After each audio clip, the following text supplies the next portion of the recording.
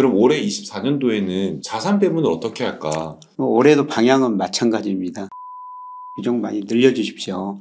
그거를 이해하시려면은 기본 개념은 아시고 계셔야 된다는 겁니다. 그래서 아마 이 책이 그런 그 기본 개념을 이해하시는데 큰 도움이 되지 않을까.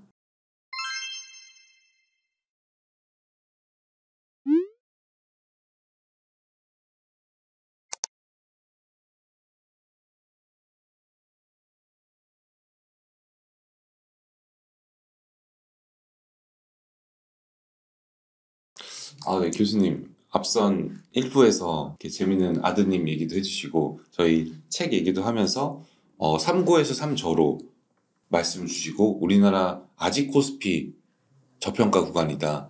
하지만 대세 상승장은 아니다. 라고 이렇게 말씀 주셨고, 몇 번의 분기별로 조금의 하락이 있을 수 있으니, 그때는 또 적극적으로 매수를 해도 괜찮은 시기다. 라고 말씀 주셨습니다. 좀 이어서 여쭤보고 싶은 거는 교수님께서 가장 조금 경제를 판단하시고 저희 주가를 판단하실 때 핵심적으로 보는 한 두세 가지 정도의 지표가 있을지 이 책에 나와 있는 한번 설명 주시겠어요? 우선 올 한 해 그 거시경제 흐름 중에서는 그 미국 경제가 작년에 너무 좋았는데 연착륙할 것인가 경착륙할 것인가 그거를 살펴봐야 되고요. 우리 경제 지표는 주시장에 가장 중요한 게 저는 세 가지라고 보고 있어요. 모든 경제 변수의 선행지수에 선행하는 장단기 금리차. 이게 확대되면 앞으로 경기가 좋아진다. 이게 축소되면 경기가 나빠진다. 장단기 금리차를 월별뿐만 아니라 주별 일별로도 체크할 수가 있고, 그 다음에 미래 경기를 예측하는 선행지수 순환변동치. 선행지수 순환변동치라는 걸 우리 통계청에서도 발표하고 OECD에서 발표하거든요. 근데 OECD가 우리나라 통계청보다 한 2주 정도 빨리 발표해요. OECD 그 선행지수를 꼭 보시고요. 그 다음에 월별로는 일평균 수출 금액. 이걸 꼭 보셔야 돼요. 우리 GDP에서 수출이 차지하는 비중이 무려 45%거든요. 수출에 따라 우리 경제가 좋아지느냐 나빠지느냐. 사실 우리 경제가 올해 2% 넘게 성장한다. 대부분 그렇게 예상하고 있습니다만은 거기는 그 수출에 달려 있는 거거든요. 우리 가계부채가 많으니까 소비 많이 안 늘어날 거예요. 기업 투자도 많이 안 늘어날 건데 수출에 따라 우리 경제가 예상보다 높아지느냐 낮아지느냐 그리고 주가하고 상관계수가 너무 높기 때문에 꼭 일평균 수출 금액을 체크해야 될 것 같습니다. 방금 말씀 주신 일평균 수출 금액, 장단기 금리차, 선행지수 순환변동치를 보시고 여러분께서도 교수님이 말씀 주시는 것들을 금방 이해할 수 있도록 이 책에 정말 잘 나와 있습니다. 보면은 이런 지수 같은 것들 구하는 공식도 다 작업을 해주셨어요. 교수님께서 진짜 고생하셔서 만드셨고 책이 되게 멋있습니다. 살짝 성경책 같은 느낌도 나는데 한번 꼭 읽어보시고 도움 받으시면은 좋을 것 같습니다. 저희가 1부에서는 좀 주가 위주로 얘기를 했다면은 2부에서는 그럼 올해 24년도에는 자산 배분을 어떻게 할까? 주식만 사면 좋을 타이밍인가? 혹은 다른 또 투자처를 고민해 봐야 될까요? 제가 작년부터 계속 주장하는 거는 은행예금 비중이 너무 높습니다. 현금비 내금 비중이 47%거든요. 그다음에 채권 비중 3%, 주식 비중 22%인데 은행예금 비중주로 채권, 주식 비중을 늘려주십시오. 작년부터 계속 그렇게 말씀드렸는데요. 올해도 방향은 마찬가지입니다. 채권, 주식 비중 많이 늘려주십시오. 그런데 기대 수익률은 좀 낮춰야 될 것 같아요. 지금 채권 금리가 단기적으로 너무 많이 떨어져 버렸습니다. 그래서 작년처럼 금리가 많이 떨어질 것 같지는 않고요. 서서히 이거 중기적으로 계속 떨어집니다. 그래서 멀리 내보다 보면은 계속 채권을 사야 되는데 올해는 작년에가 많이 떨어졌으니까 기대 수익률 좀 낮추시는 게 좋을 것 같고요. 그 다음에 주식 비중 22% 낮다. 저 같은 경우는 제 금융자산 주식 비중 50% 넘습니다. 미국인처럼. 미국처럼 그렇게 투자하고 있는데요. 그런데 이것도 분기별로 좀 조정을 해야 된다. 앞서 말씀드렸습니다. 아마 1분기 중후반에서 미국에서 실물 충격이 한번 올 것이다. 그리고 아마 9월, 10월 무렵 가면은 11월에 미국 대선이 있거든요. 대선에서 누가 대통령이 되느냐에 따라 가지고 세계 경제를 주도하는 미국 경제 정책 방향이 달라질 수가 있거든요. 그 무렵에 한번 또 조정을 거칠 수가 있어요. 그런데 제가 말씀드리고 싶은 건 그럴 때마다 주식 비중을 좀 늘려야 된다. 그런데 아직 크게 대세상승 국면은 아니다. 내년에는 저는 기업이고 투자고 리질런스라는 단어를 굉장히 좋아하는데요. 탄력적으로 좀 대응해야 된다는 거죠. 그게 아마 1분기 후반, 2분기 초반, 그 다음에 3분기 무렵에 주식을 저는 싸게 살 기회가 있을 거라고 생각되니까요. 뭐 그런 걸 대비해 가지고 우리가 현금 비중은 뭐 늘 일정 수준 유지하시는 게 좋을 것 같습니다. 처음으로 채권을 말씀 주셨는데 예. 지금 같은 금리 상황, 24년도의 금리 상황에서는 뭐 장기 채권, 단기 채권, 듀레이션이 어떤 게 좋은 건지 혹은 다른 나라 채권, 국채가 좋은 건지 어떤 것들을 말씀 추천해 줄 수 있을까요? 지금 우리나라 잠재 성장이 한 2%인데 2030년 가면은 1%, 2040년 가면 아마 0%대 접근할 겁니다. 네. 그러면은 2040년 뭐 좀 먼 미래지만은 금리가 1% 안팎으로 떨어질 거거든요. 10년 국채 수익률이. 그러니까 이게 금리가 하락하는 시기에는 장기채를 사시는 게 좋아요. 장기 국고채라고 그러죠. 네. 뭐 작년에 제가 30년 만기 국채를 사놨더니 수익률이 뭐 몇 개월 안 됐는데 30%예요. 작년에는 워낙 금리가 많이 떨어졌다는 거죠. 근데 작년에 많이 떨어졌으니까 올해는 그렇게 많이 떨어질 가능성은 낮은데요. 그런데 멀리 보면 앞으로 5년, 10년 보면은 계속 떨어질 거라는 겁니다. 그래서 채권은 장기채 사시는 게 좋을 것 같고요. 그 다음에 미국 국채를 살 것인가, 우리 국채를 살 것인가, 뭐 자산 배분을 해야 되겠죠. 근데 저는 미국 국채보다는 우리 국채를 사시는 게 더 좋다고 생각하는데 왜냐하면은 미국 경제가 대내 불균형이 워낙 심화됐기 때문에 달러 지수가 지금 114에서 110까지 떨어졌습니다. 앞으로 더 떨어질 가능성이 높거든요. 환율까지 고려한다면은 저는 예를 들어서 우리가 채권에 미국하고 우리나라하고 같이 투자한다면은 뭐 미국 채권 한 20, 우리 채권 80 정도로 우리 채권 비중을 훨씬 더 늘려놓는 게 좋을 것 같습니다. 제가 말씀하신 것처럼 국채로도 30% 수익이 나네요.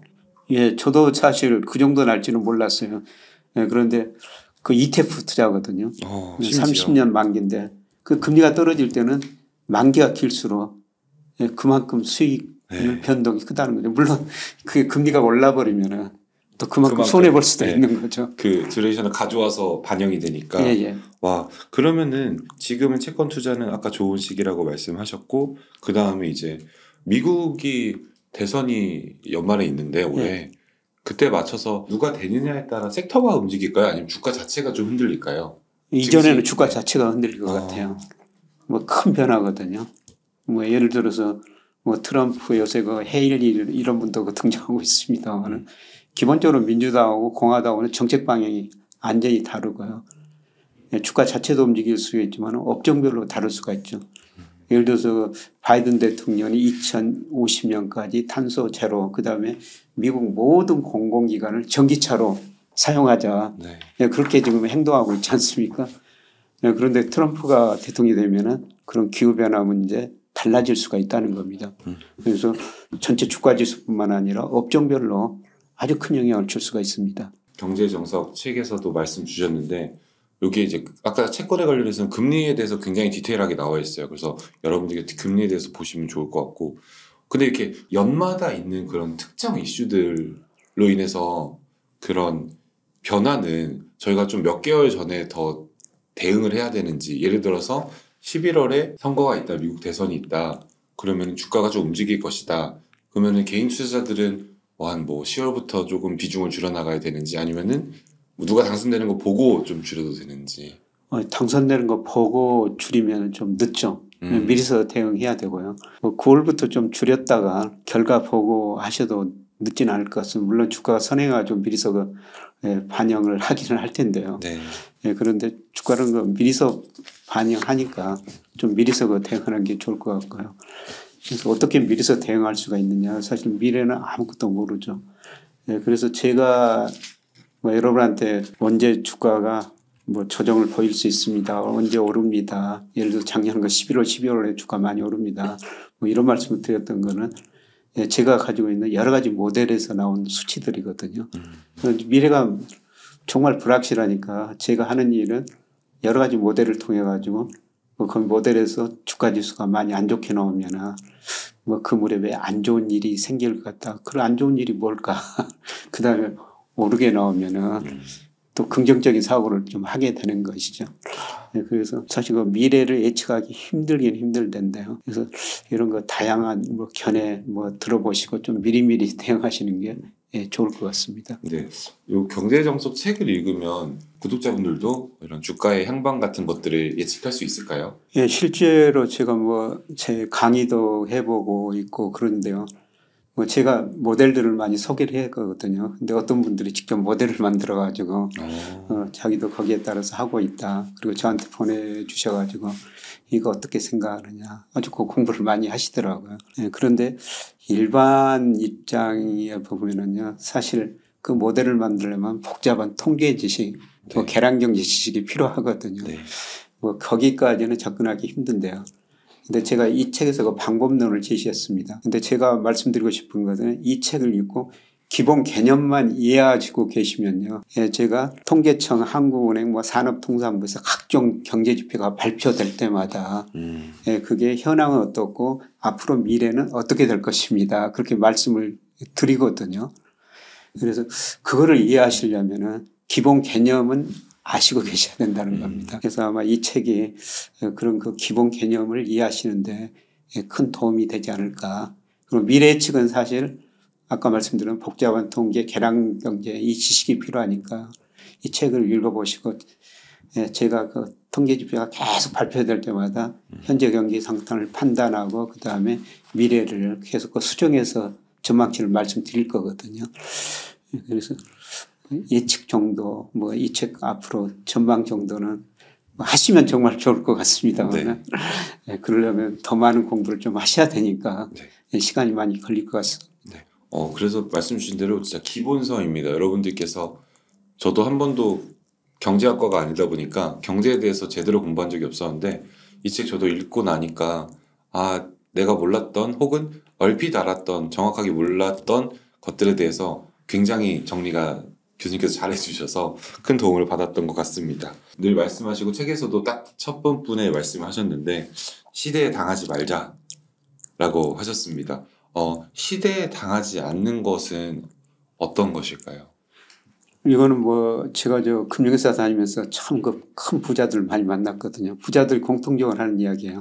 시대 흐름에 당하지 말자. 개인한테 당하면 일부 자산을 잃을 수가 있지만 시대 흐름에 당하면은 기업도 망할 수 있고 개인도 많은 자산을 잃을 수가 있다는 겁니다. 거꾸로 시대 흐름을 알면은 뭐 기업도 성장시킬 수 있고 그 다음에 개인도 부도 축적할 수가 있다는 거죠. 그래서 시대 흐름을 아는 게 굉장히 중요하거든요. 시대 흐름에서도 제가 이 책에서 다룬 것은 거시경제 흐름이에요. 그래서 거시경제 흐름 중에서 예를 들어서 선행지수 순환변동치 하나만 아셨더라도요. 예를 들어서 삼성전자를 2021년 상반기에 삼성전자가 9만 원 갈 때 10만 전자 이야기가 많이 나왔거든요. 근데 OECD 그다음에 우리 통계청 선행지수는 꺾이고 있었어요. 경기가 나빠진다는 거죠. 네. 선행지수가 꺾이고 경기가 나빠지면 삼성전자 주식도 오를 수가 없는 거죠. 그래서 거시경제의 흐름을 알면은 삼성전자 주식을 9만 원에 사는 것보다 최근에 그 5만 원대까지 떨어졌으면 5만 원대 사기는 좀 힘들고요. 6만 원대 살 수가 있다는 겁니다. 이런 의미에서 거시경제의 흐름을 꼭 아셔야 되고요. 그리고 우리가 주식만 투자하는 거 아니지 않습니까? 우리가 주식도 투자해야 되고 현금도 가지고 있어야 되고 채권도 투자해야 되는데 이런 거시경제의 흐름을 알면은 채권, 주식, 현금 비중을 얼마나 가지고 가야 될지 그리고 수익률을 극대화될지 알 수가 있다는 겁니다. 그래서 저는 거시경제 흐름을 아는 게 정말 중요하다고 생각합니다. 거시경제 흐름이 꺾이면요. 뭐 웬만한 종목도 힘을 줄 수 다 같이 떨어져요. 물론 특별한 몇 가지 종목은 뭐 경기가 나쁘다고 오를 수가 있습니다만 대부분 같이 떨어집니다. 네. 그래서 거시경제 흐름을 아시는 게 정말 중요한 것 같습니다. 네. 교수님께서 이쪽 긴 시간 24년도 시장에 대한 전망들과 또 중요하게 봐야 되는 지표들 더불어서 또 투자처까지도 말씀을 주셨습니다. 저도 이 책을 같이 읽으면서 참 많은 도움을 받았는데요. 교수님 말씀하신 것처럼 시대의 흐름에 당하지 않기 위해서는 우리가 경제를 알아야 되고 특히 거시경제 흐름을 볼 줄 알아야 되는데 그 흐름을 처음에 접하기에 가장 좋은 기초서가 되지 않을까 생각이 듭니다. 교수님 그럼 마지막 우리 신년 인사 드리고 마무리하도록 하겠습니다. 예, 제가 처음에도 그 금융 민주주의라는 단어를 썼습니다만은 예, 저는 우리 금융으로 모든 국민이 부자가 됐으면 좋겠어요. 사실 우리 국가 전체적으로도요. 뭐 최근 통계에 보니까 우리가 무역으로 번 돈보다 해외 주식 투자, 채권 투자를 많이 했기 때문에 금융으로 더 많은 돈을 벌고 있습니다. 개인도 마찬가지야 된다는 겁니다. 예, 그래서 이런 책 공부하고 저와 같이 공부하면서 올해도 그 금융 민주화를 같이 달성했으면 좋겠다. 꼭 이런 말씀을 드리고 싶고요. 예, 그리고 우리가 좀 부자가 돼가지고 좀 지금 사회적 부의 격차가 너무 심화됐거든요. 이 부의 격차가 심화되면은 뭐 역사를 보면 전쟁, 혁명, 전염병 이거는 거로 좀 마무리가 되는데요. 예, 그만큼 소득 불균형이 심화됐다는 겁니다. 예, 그래서 예, 저도 뭐 금융으로 지금 계속 그 부를 좀 늘리고 있고요. 예, 그 다음에 이 책 써가지고 책 인쇄는 예, 전부 좀 기부하고 있습니다. 혹시 그 이 넥타이 잘 보이시는지 모르겠지만은 예, 제가 저희 학교에다 책 써가지고 여러 군데 기부하고 있습니다만은 뭐 학교에다도 상당히 걸 기부했거든요. 예, 그래서 저희 총장이 기념식 한번 해주면서 이 넥타이를 주더라고요. 그래서 같이 공부하시면서 기본 정석부터 흐름까지 같이 공부하면서 우리 모두가 금융으로 좀 부를 늘리고 그거를 나눠 썼으면 좋겠다. 꼭 이런 말씀 드리고 싶습니다. 네. 그럼 오늘 영상은 여기서 마무리하도록 하겠습니다. 교수님 감사합니다. 네, 고맙습니다.